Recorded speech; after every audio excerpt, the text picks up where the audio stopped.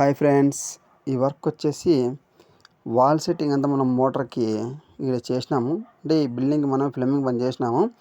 ఇప్పుడు కస్టమర్ ఏమంటున్నారంటే ఈ సైడ్ అంతా గ్రిల్ కావాలా అని, గ్రిల్ వేస్తే మళ్ళీ పైన వాళ్ళకి గ్రిల్ లోపలికి వచ్చి తీసుకోవడానికి ఇబ్బంది అవుతుంది అనేసి దీన్ని మార్చాలనుకుంటున్నాము. ఈ సామాన్లు అనేది వేస్ట్ కాకుండా మనం ట్రై చేస్తాం. ఫస్ట్ వచ్చేసి పిల్లర్ ఉంటే పిల్లర్ని అంతా చిప్పింగ్ చేసుకున్నాం మనము. ఏంటంటే మళ్ళీ పిల్లర్ ఉందనుకోండి, ఎలువలు ఎక్కువ పడితే ప్రెజర్ పోదనేసి కొట్టేసేసి నీట్గా ఇట్లా ఆడుండేది మెటీరియల్ని వేస్ట్ కాకుండా దీని ఇట్లా సెట్ చేసేసినాం మనము. ఇక్కడ అడ్డం లేకోకుండా ఇది దీనికి సబ్బాస్ ఫుల్ కనెక్షన్ వస్తుంది, సబ్బాస్ మోటార్ది వస్తుంది, మళ్ళీ ట్యాప్ కనెక్షన్ వస్తుంది. మొత్తం సంపు వాటర్ అన్నీ దీనికి సెక్షన్కి రన్నింగ్ అయిపోతున్నాయి.